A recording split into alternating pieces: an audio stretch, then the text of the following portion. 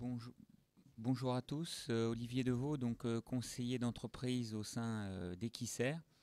Et donc aujourd'hui nous allons vous présenter les résultats économiques des entreprises en 2015. Et la première partie, je laisse la parole à Charlotte et je reprendrai la suite. Charlotte Gale, ingénieure développement à l'Observatoire économique et social du cheval. Comme vous l'a dit Olivier, aujourd'hui nous allons discuter des résultats économiques en 2015. Il existe un partenariat entre Equicer et l'IFCE depuis 2015 et l'objectif de ce partenariat était de donner des repères économiques à la filière. Aujourd'hui, nous nous sommes intéressés à 6 activités principales. L'ordre que je vous présente ici sera l'ordre de tous les graphiques. Donc les premières entreprises, ce sont les centres équestres, les entraîneurs de galop et les entraîneurs de trot. Suivent ensuite les élevages de chevaux de galop, les élevages de chevaux de trot et les élevages de chevaux de sport. L'échantillon, donc, pour l'année 2015, on avait entre 72 et 233 dossiers par activité. Ce sont des données comptables qui représentaient plus de la moitié des départements français, là où est présent Equicer. Il y a un filtre qui avait été mis en place par Equicer pour essayer de toucher les structures qui commencent au moins à être professionnelles, c'est-à-dire que les élevages devaient contenir au moins 5 poulinières ou 5 reproducteurs, et les entraîneurs, on était sur au moins 5 chevaux à l'entraînement à l'effectif. La présentation va se dérouler en 3 parties. Une première partie sur les résultats par activité, une deuxième partie sur la rentabilité des entreprises et une troisième partie sur l'évolution entre 2014 et 2015. On définit ici 2 notions clés qui vont être abordées tout le long de la présentation. La première notion, c'est la notion de produit. C'est ce qui le produit, c'est le montant des ventes, c'est-à-dire les pensions, les gains, les courses, le pourcentage entraîneur, etc., les enseignements, moins les achats d'animaux et plus ou moins la variation de stock. La deuxième notion clé, c'est la notion d'EBE, c'est-à-dire d'excédent brut d'exploitation. C'est un indicateur de rentabilité d'entreprise qui ne prend pas en compte ni l'investissement de la structure, ni sa gestion financière. Grosso modo, ce sont les produits moins les charges courantes. Et nous, ici, nous avons traité même ce que l'on appelle le BE consolidé, c'est-à-dire toujours nos produits moins nos charges, et la prise en compte de plus-value sur les ventes de chevaux immobilisés. Juste le BE, donc une fois qu'il est déduit dans le compte de résultat, il doit servir à 3 choses. La première, c'est il sert au paiement des annuités. Il va servir à autofinancer une partie des investissements de la structure, ou ce qu'on appellera plus tard la marge de sécurité. Et enfin, il sert à rémunérer le chef d'entreprise. Voilà pourquoi cette notion elle est assez importante. Le graphique suivant, c'est ce qu'on appelle des boîtes à moustaches, qui représentent la répartition du produit par activité en 2015. Donc en rose, vous avez les centres équestres, en vert, les entraînements de galop, en bleu, les entraînements de trot, en violet, les éleveurs de galop, en jaune, les éleveurs de trot, et en rouge, les éleveurs de chevaux de sport. Vous pouvez constater que pour les entraîneurs de chevaux de galop, on a une disparité très importante au sein de cette même activité. C'est-à-dire qu'on a un quart des structures qui ont moins de 200 000 euros de produits, la moitié des structures qui sont à 400 000 euros de produits, et le quart supérieur qui est à plus de 700 000 euros de produits, avec une moyenne à 600 000 euros, à peu près. On a les centres équestres et les élevages de trot qui sont un produit moyen autour de 150 000 euros. Les éleveurs de galop et les entraînements de trot, on est autour de 300 000. Et les éleveurs de chevaux de sport qui sont à moins de 100 000 euros de produits. Mais on détaillera cela en détail plus tard. Ces boîtes à moustaches, en fait, le trait le plus inférieur représente l'élément minimum. Le premier trait, c'est le quart des exploitations. Le deuxième trait, c'est la moitié. La croix, c'est la moyenne. Et le trait supérieur, c'est les 3 quarts des exploitations. Le trait supérieur, quand il est représenté, ce sont les maximums, mais à part chez les centres équestres, tous les autres, on a des individus très hors normes. La deuxième notion, c'est la notion d'EBE, dont on parlait précédemment. Vous pouvez constater qu'en centre équestre, en entraînement de trot, en élevage de galop et en élevage de trot, on a des structures qui ont une homogénéité de disparité. Par contre, la moyenne est assez dissemblable, c'est-à-dire qu'on est à plus de 50 000 euros de BE pour les entraîneurs de trot et les éleveurs de galop, et à moins de 50 000 euros de BE moyen pour les éleveurs de trot et les centres équestres.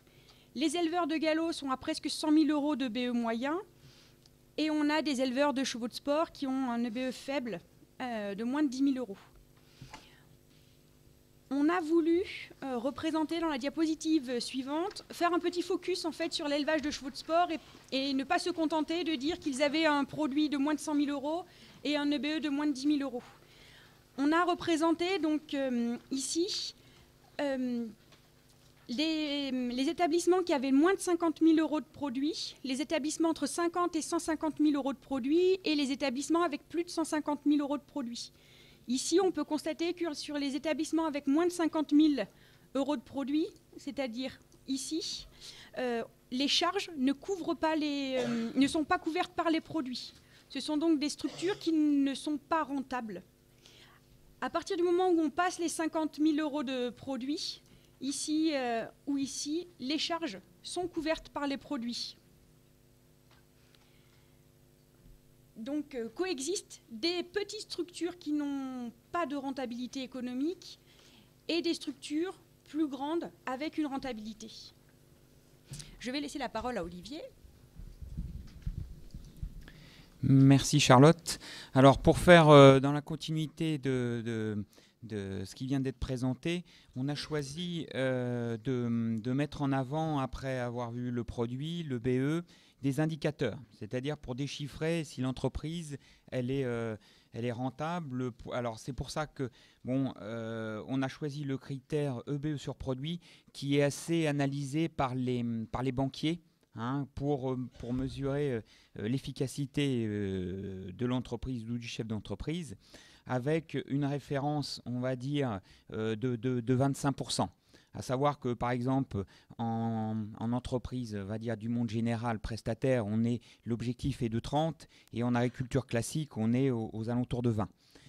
Ensuite, deuxième critère, les annuités sur le BE, donc pression des remboursements sur la rentabilité de l'entreprise. Alors annuité, on a voulu repréciser, c'est bien le remboursement des emprunts capital plus intérêt. En général, même ce sont des mensualités, mais qu'on a ramené sur 12 mois. Et pareil, la référence, on va dire c'est 35%. Et puis on a utilisé les couleurs, enfin dire le feu rouge et le feu vert pour se situer et donner de la couleur au graphique. Donc le tableau suivant, EBE sur produits d'activité, bon, on remarque quand même certaines disparités avec une colonne qui saute aux yeux avec les entraîneurs de galop, qui effectivement sont des structures à gros chiffre d'affaires, mais à faible rentabilité. Et on a un point à 15% orange. Effectivement, 15%, ça reste presque le plus bas. On verra tout à l'heure avec les éleveurs de chevaux de sport. Mais bon, la caractéristique des entreprises de galop, c'est le poids de la main-d'œuvre. C'est une activité avec peu de mécanisation et la main-d'œuvre salariée reste un point important. On retrouve donc après les éleveurs de sauts. Là, on est dans le rouge. Alors, comme a présenté Charlotte, on a choisi aussi de redissocier les éleveurs de sauts à plus de 50 000 euros de sport, autant pour moi, à plus de 50 000 euros on va dire, de BE. Et là, voilà, là on retrouve, on est presque dans la norme, à 22 contre un objectif de 30 pour les éleveurs de sauts. Après, on peut finir avec les centres équestres, où eux, effectivement, ils ont un ratio à 24%. Bon, mais sur un petit chiffre d'affaires qui avoisine les 100 000 euros. C'est pareil, on peut avoir une rentabilité, on va dire, de 15% sur 1 million, ça fait quand même 150 000 euros de BE, et puis avoir 30% sur 50 000 euros pour une activité, et là, qui reste en somme brute faible. Alors, Ensuite, le poids des annuités sur la rentabilité des entreprises. Là, alors à l'inverse, on peut reprendre avec les entraîneurs de galop qui, eux, se retrouvent presque bien, hein, avec 28%, on va dire, seulement. Bon, alors, c'est pareil, c'est des structures où, en général, ils sont en location. Et donc, le loyer se déduit avant le BE, hein, par rapport à des emprunts. Voilà. Ensuite, on se retrouve, les centres équestres aussi, avec 43%. La moitié de leur BE part dans les remboursements, quasiment. Voilà. Donc ça, c'est des critères qui sont quand même assez regardés, observés pour les banquiers lorsque vous souhaitez réemprunter pour investir, pour construire et puis vous équiper. Tableau suivant aussi, donc l'utilisation de l'EBE par secteur. Effectivement, qu'est-ce que l'exploitant en fait? On a parlé de l'annuité, mais après, on va se retrouver ce qu'on appelle donc l'EBE, moins les annuités, moins les prélèvements, plus ou moins les frais financiers, le cas échéant, et la fameuse marge de sécurité. La marge de sécurité pour savoir les objectifs, pareil, hein. En général, on espère 3% du chiffre d'affaires ou 10% de l'EBE. Donc on voit là sur l'ensemble de l'échantillon que ce critère est plus que respecté. Et on retrouve, on va dire, les professionnels du monde du cheval qui restent comme malgré tout des bons gestionnaires qui ne consomment pas tous leurs revenus au-delà du remboursement de l'annuité en retrait pour la famille. Ensuite, donc, ce qu'on a voulu aussi mettre en avant, c'est sur 2 années, l'évolution des produits et de l'EBE sur les années 2014 et 2015. Donc là, pareil, alors un peu de rouge, un peu de vert. Les filières entraînement se retrouvent en négatif, -1, -0,7. Bon, c'est pareil, ce sont des structures qui restent assez sensibles à leurs résultats en course, hein. C'est 2 métiers liés à la performance. Donc aujourd'hui, vous perdez pourcentage entraîneur, tout de suite, ça se ressent. Pour, on va dire, les centres équestres, on frôle les 1%, donc on va dire ça reste quand même stable. Et puis, on a une particularité avec les éleveurs de galopeurs, avec une croissance de 23% de leurs produits. Alors, on va retrouver l'explication un peu plus loin. Bon, là, on retrouve ces derniers temps un certain dynamisme dans la filière galop à l'élevage qui se concrétise à la lecture des comptabilités.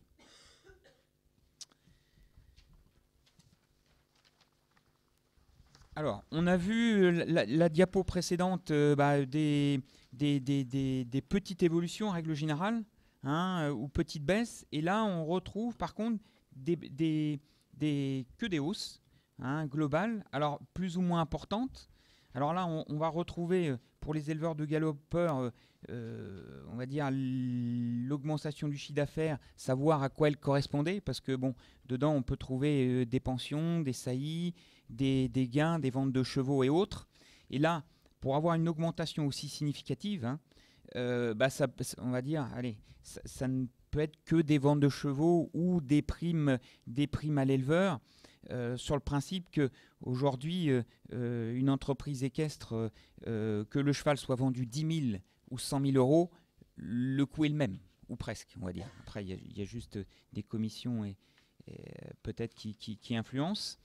Et puis la particularité, c'est qu'on s'aperçoit que l'augmentation de l'EBE, elle est quasiment obtenue avec des économies de charge, mais pas une croissance des produits. Donc là aussi, c'est le chef d'entreprise qui serre les postes, qui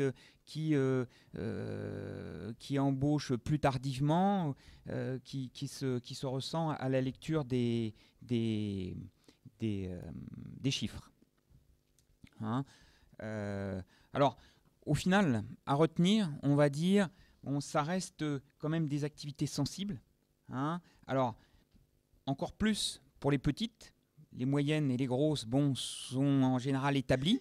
Donc, on va dire, ça va mieux mais on va dire que c'est pas forcément que ça respire la santé.